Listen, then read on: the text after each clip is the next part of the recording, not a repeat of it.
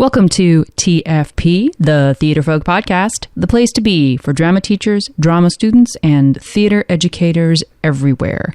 I'm Lindsay Price, resident playwright for Theatrefolk. Hello! I hope you're well. Thanks for listening.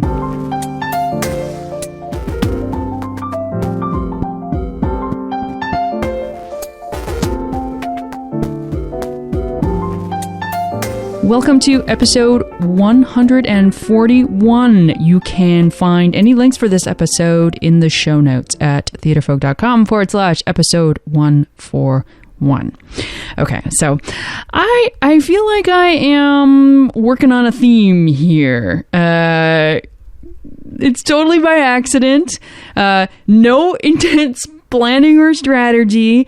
Just the people who I managed to get to talk on the podcast, and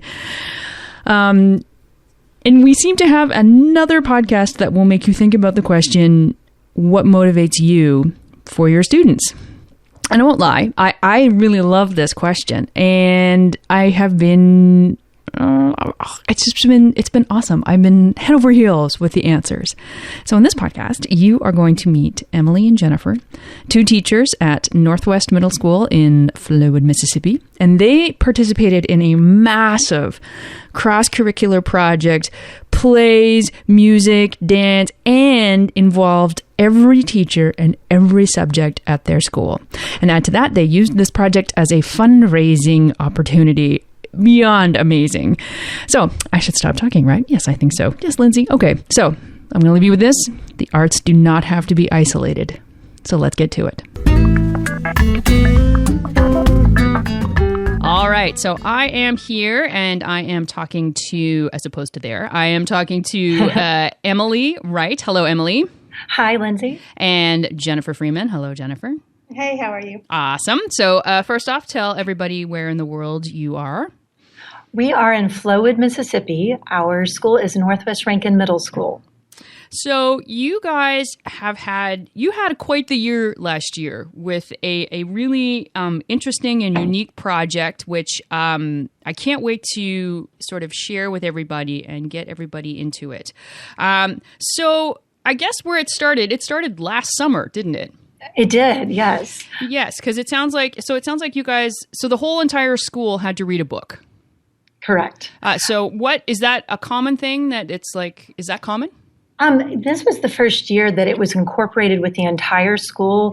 Our middle school is 7th and 8th grade, and this was the first year that both grades read the same summer reading book. The book was A Long Walk to Water, and it was about the Sudanese Civil War and the need for clean water in that region.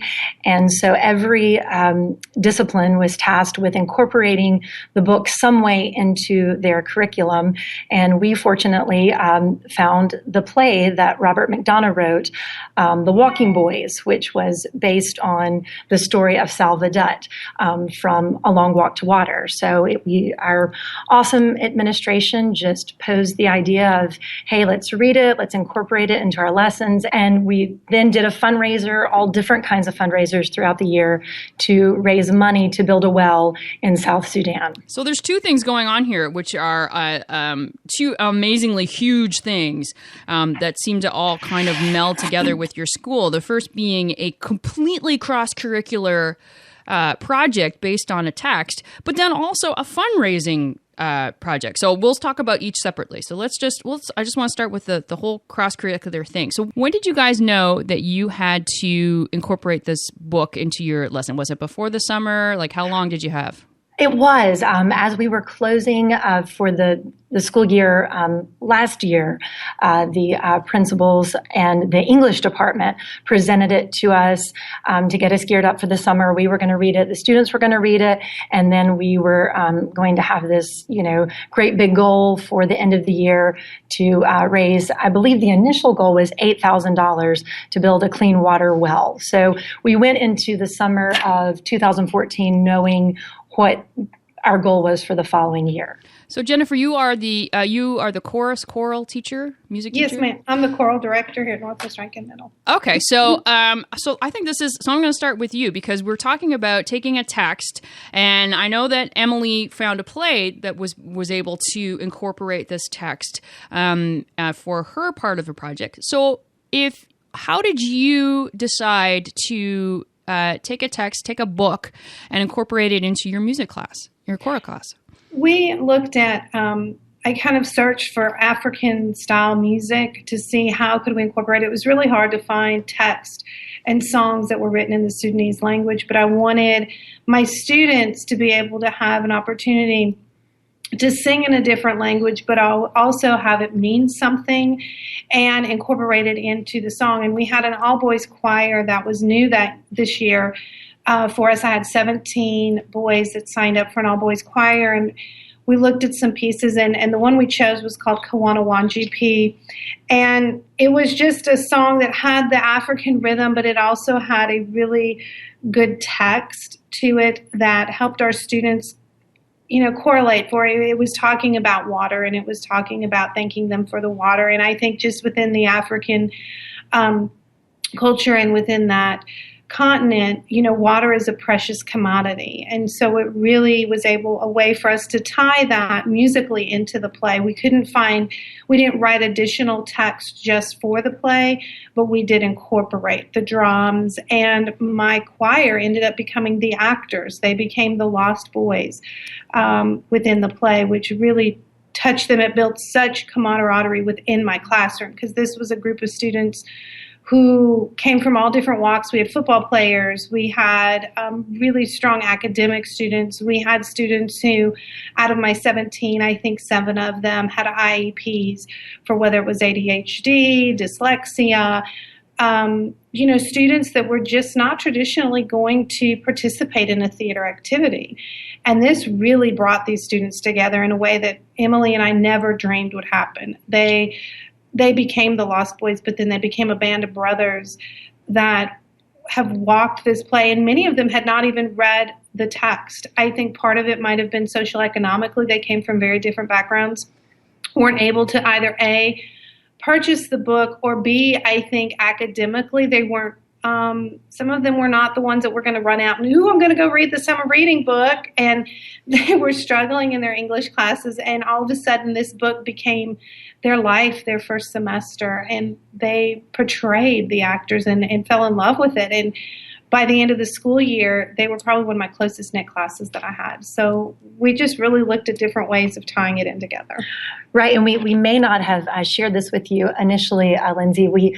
I had my Theater 2 students were doing this project, and of course we're always struggling for more male actors in theater. And so when we realized we were going to do this play and we needed more boys, I said, Jennifer, can we, combine forces and use your boys' choir? And so most of these guys, like she said, had never been on stage before, singing, of course, but not acting. And my kids that had 2 years of experience or more, it was so neat for them to bring them in and have us all work together on not a musical piece. Of course, there was the great song that we all learned and worked with together, but it really was genuinely a theatrical piece, and these guys became part of it. And like Jennifer said, it was so neat to see the camaraderie. And I think for our school, the students had read the book, and here we are, we're doing all these fundraisers, but when we put it on stage and they got to see it, and, Salva's story really came alive. And it was such a special experience for all of us. It's just amazing, isn't it? Because when we're talking about what is the value of the arts in the classroom, this is a living, breathing example of how do we take 17 kids who maybe not know each other or don't come from the same background, and all of a sudden they're living a story, and even if they didn't read the text, in depth, and they didn't get into the close reading, and they didn't get into the studying of the structure or whatever, they've learned. Right. Right. It's so beautiful. We've tried to get our students to think more globally. We've explained the whole time, here are these children that are your age that are journeying through their homeland, just trying to find refuge from the Civil War. And, when they realized they were the same age as Salva and these other boys, we're like, just imagine. So it became so personal for them that I think that they knew they had to reach the goal of raising money for this well, because I hate to give away this story if one has not read it. So spoiler alert, but just such a blessing that Salva Dutt, he survived the Civil War, made it through various refugee camps, eventually becomes adopted by an American family, graduated college, decides he is going to go help his homeland and help get clean water to South Sudan. He finds out his parents are alive, they reconnect, and he is now back over in Africa with this nonprofit organization building wells. And so our hero of the story, it was so personal to do it for him. He survived, he fought. We just knew we had to raise this money to honor what he went through and so many of his countrymen went through. Yeah, and I'm going to make sure that, so the book is called, again, The Long Walk to Water, and it's by Linda Sue Park. And then the play that these guys did is The Walking Boys, Robert McDonough. I'll make sure then in the show notes we've got links to information for both the book and the play. Great. And because you also sent me a couple pictures. I just think it's just so, it makes it all very immediate. Do you think that is the key to getting students to connect to literature, is because it's something that is relatable, even if it's in a place that they can't even imagine? It's their people the same age. Is that important? Right. I think it's really important. I think for my boys, with two of them being dyslexic and not having access to the book visually, that they, struggled even being able to read the words within the book, that when they actually portrayed the book and they became actors within the play, it became real to them. And when they actually saw the photographs that I believe that Emily had sent you of the well actually being built and seeing their mark and what they did, they came to tears. I mean, in April, when the well was built, I believe it was around April 27th, I put it on our screen in the classroom, and it became ownership for these boys. And so for them to be able to, several of them not be able to read it in a way that most of us would be able to read the text and read the literature and have us visually see it because we're not struggling over the words. For my students that were dyslexic, being able to feel the book and portray the book, it became real to them. And even when we were studying their lines, I had my two boys, one of them had a fairly big part in the play, and he would come in the mornings and memorize it, but work with me and say, okay, and I would read it to him, and then he would be able to go back and read it. So it became a cross-curriculum technique where we were able to bring the text and make it real for them, but help them in their literacy and help them in their comprehension of this book. It crossed every aspect of what education should be doing. Mm-hmm. That as educators is what we should be doing, is making our performances real to our students and helping them with their, if they have learning disabilities, helping them overcome those and become successful and feel like, wow, they'll never forget it. They will never forget that experience in their entire lives. They still talk about it in the summer when I see some of these students. It's forever ingrained in them. Yeah. Well, and when everyone is struggling with this model that seems to be happening where it's the standardized testing and standardized this, and everyone must take the standard to find a doorway to your struggling students, to let them have as good as an experience with a piece of literature as someone who can read it, because people learn differently, and I don't understand why that is something that doesn't seem to hit home. I know I'm talking to the crier, so but absolutely, I just think that's the most wonderful thing, like to have success with those two students and with all your students. Mm-hmm. I just love when you said to help them feel the book. I just think I love that. Okay. And just as can you tell me a couple of, so this was across the board, so across the school, what were some of the other things that were brought into, how did other areas experience the book? Well, we had our art teachers design beautiful African art to be hung on the wings of the stage for us, opening up at the opening of our school, the entranceway. So the whole school felt it, it almost felt the theme of the year.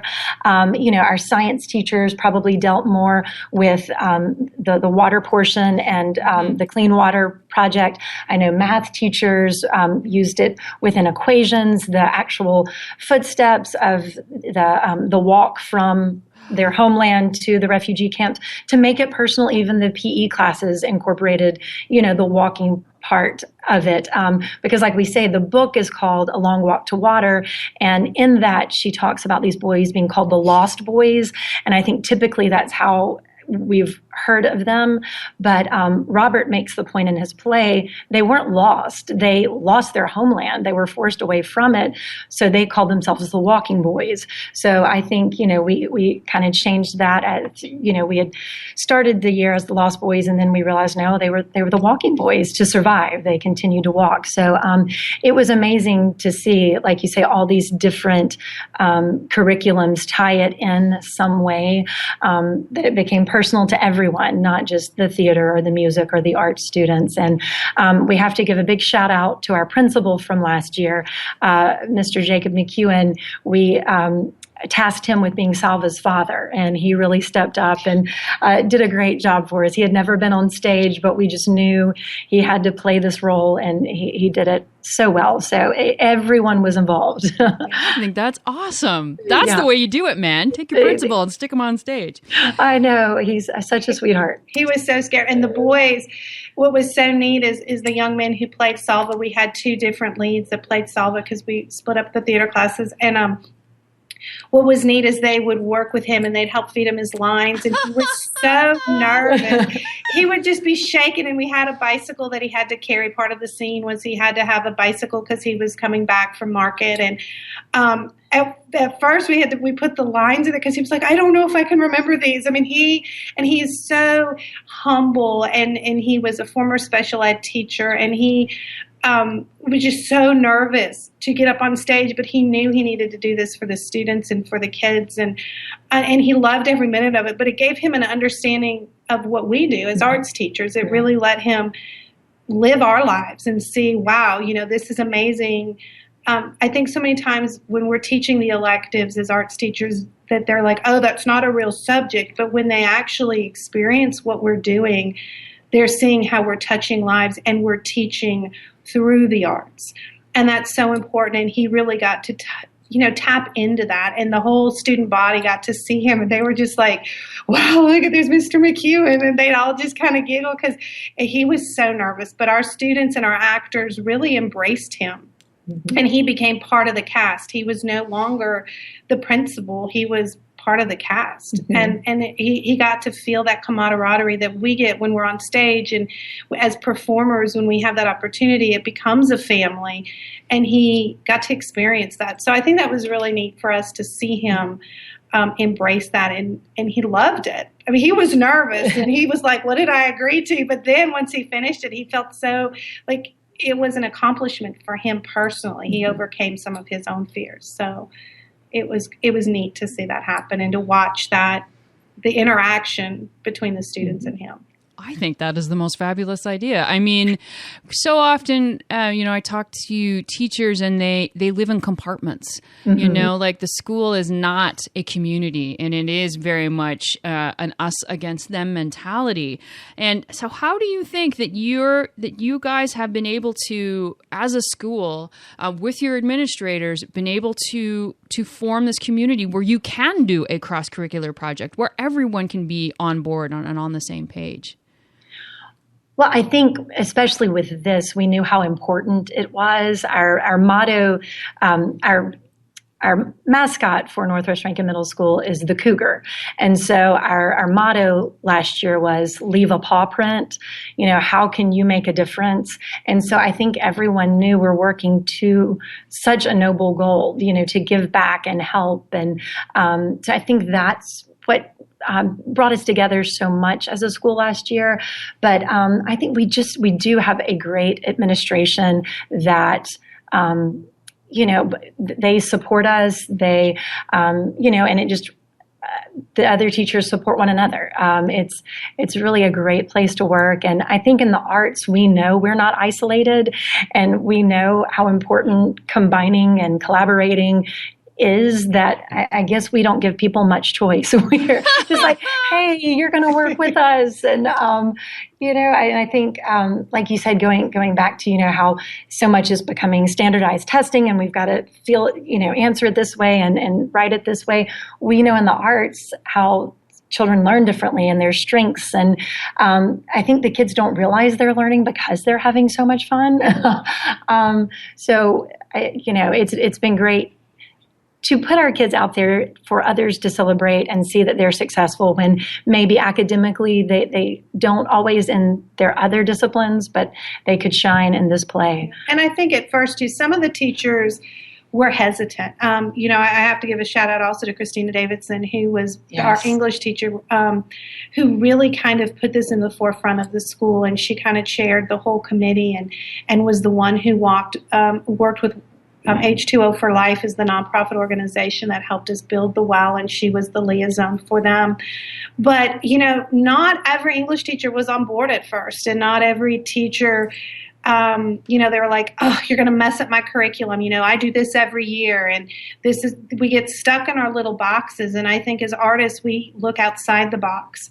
And when we started bringing the play, and I was working, because some of my boys really were falling behind in English, I worked with their English teachers, and I said, we had to pull them out of some of their English classes, I would make time in my classroom to help them with their other English projects and bring them together and really start talking with the teachers. I think if we make them part of the team and we let them understand your subject is as important as ours, and when I'm not doing a performance and I'm not doing a competition, and I look at my students' grades and I tell them academics come first.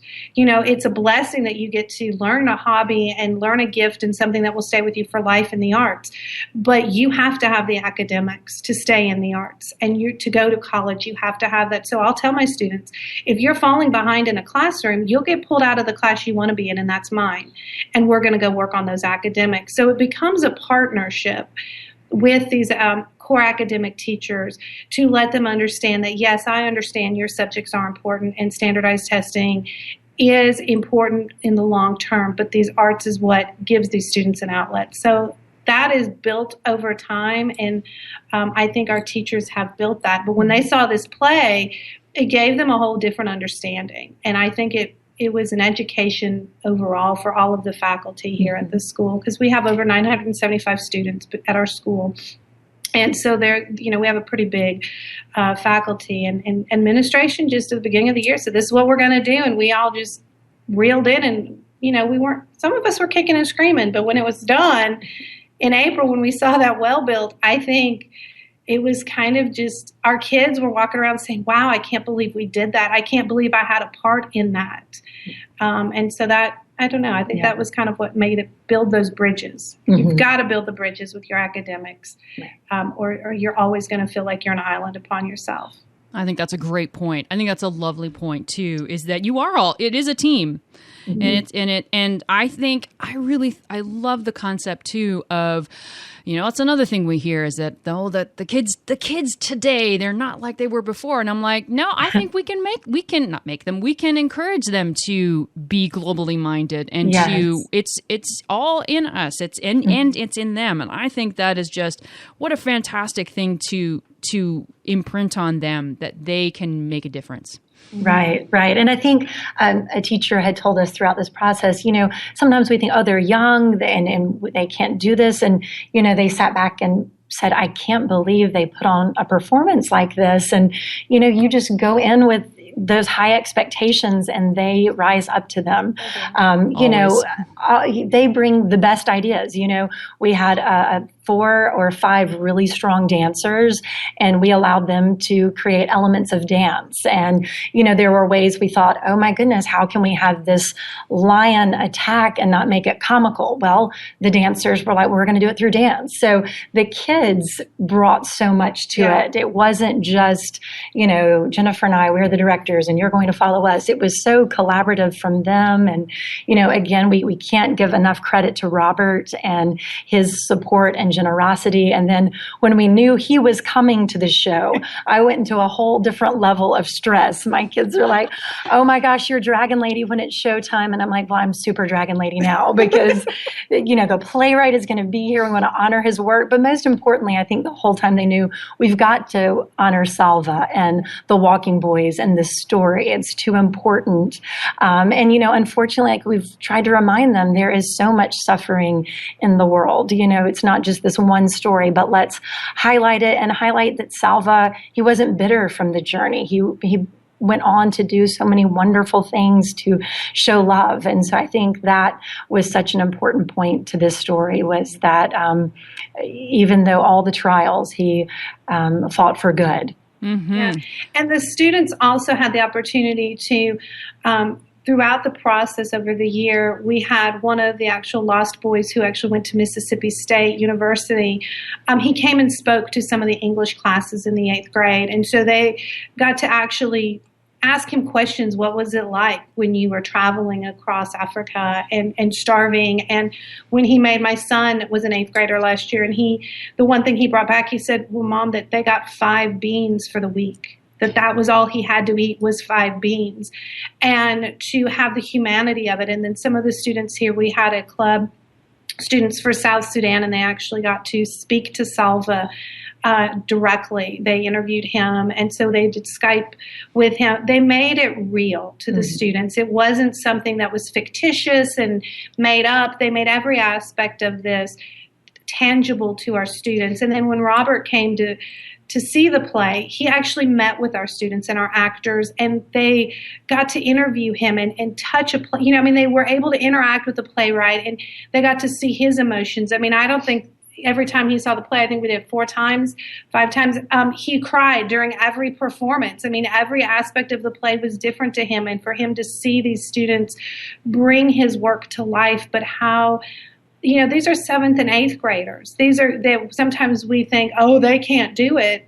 They can, and they provoked emotion. And as actors, that is our job as performers. If we can move our audience, whether it's to joy, to tears, but make them feel that they experienced what we did, we've done our job. And to teach that to students and to let them witness that and to see that, it's why we do what we do. Mm-hmm. And I think that is so hard as educators to understand it, get that. We love what we do. Obviously, otherwise we wouldn't do it. But to let our students experience that, and then to teach them how to do that, they get on fire and they're like, man, I want to do this. We even had some of our students from the choir class actually decided, I want to take theater. This is what I want to do. And some of our theater students who had never auditioned for choirs auditioned for the high school choirs and became on the top choir because they were like, why haven't you been singing? But they never had that opportunity to sing. It wasn't just my boys going out of their comfort zone acting. Right. It was the actors getting out of their comfort zone and singing. That's right. And it opened their eyes as performers to say, you know what? I love this. This is what I want to do. And that's, I think Emily and I, that's our job as any educator, is to teach our students to love something that they're going to do. And we were able to do that. So. Oh, yeah, that's lovely. That's lovely. Okay, so as we wrap up, let's talk about the fundraising a little bit. So your goal was $8,000. Yes. To build a well. How much money did you raise? We raised over 17,000. So we were able to not only build one well, thank you, but two. And then I believe that additional money went to some other mechanical things that they needed to repair. So, and like Jennifer said, we have to give a huge shout out to Christine Davidson, the English teacher that really spearheaded this. And, we just want to tell schools we don't have a beautiful theater facility here. It's a cafeteria with a few risers and boxes put together. You can create out of something so small. And all of our fundraisers were very small. It doesn't have to be a huge fundraiser. It was, we started with everybody fill up a water bottle with pennies. And so bring in your water bottles with pennies. And then, of course, we sold tickets to see our performance, and we sold T-shirts of the performance. And, oh goodness, and the tickets were only like $1. Right. I mean, we're not talking $10. It was $1 for a ticket. We partnered with a local icy company here. It was called Kona Ice, but they give a percentage of the proceeds of the snow cones that they sold. They gave a percentage to the fundraiser. So they would pay $4 for a snow cone, got them out of class, fourth block. All kids love that. And they did that several times during the school year. So that was a partnership with a local business that we did. We sold bracelets. The FCA, Fellowship for Christian Athletes, they put together, they sold the little silicone little rubber bracelets for like $1, I think. And all the money went towards that. I mean, it was just the little things that the kids got on board. And then we did have, I think, maybe one or two local businesses that gave a larger donation, or a parent. Anytime we had our parents in public, we would speak about this. At my concerts, I would mention it. If someone wanted to donate, they were feel free to do it, because it was a 501c3. It was going through H2O for Life, so it became a tax write-off for them. But I don't think in our wildest dreams, we never thought that it would raise that much. No. But it was the little things. Right. And all the different clubs and organizations here at the school did their own little fundraiser to make their mark and to donate in some way. And our art department had designed a big water bottle with marks tacked up on it, indicating how much we had raised at any given month. And, it kept filling, and they would color in the line. And then all of a sudden, the water bottle was full, and we didn't even announce, that we had far surpassed what we had intended until the end of the year. And that was so exciting for the students, just to see just the little things can add up, and you can make a huge difference. And for them to actually see the photographs. I think that's what touched the kids the most was, when you give $1, you never always see what it's going towards. But when they actually saw the photographs of these villagers standing in front of the well that has the imprint H2O for Life, Northwest Rankin Middle School, and has the year that it was built, that is forever imprinted in that village. That they've left their mark. They left their paw print. And so when they left at the school year in May 22nd was their last day, they said, you know what, I left my mark. Mm-hmm.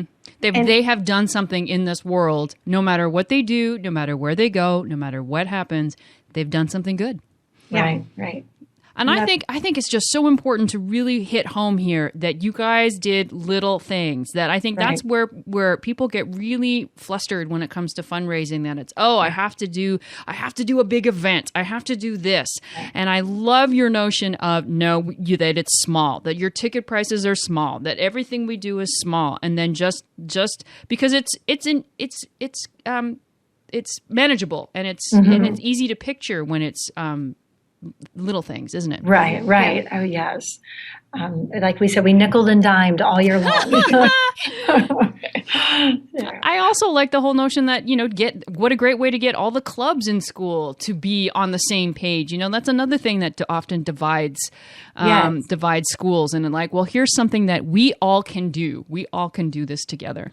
Yeah. And we also went to the football games and had bake sales. And that was huge, 50 cents a cookie, $1 a cookie. But, and it was where we went to where the public was. And it was at the high school football games. And we weren't competing directly with the concessions, because concessions, they don't sell desserts, so we were selling the desserts.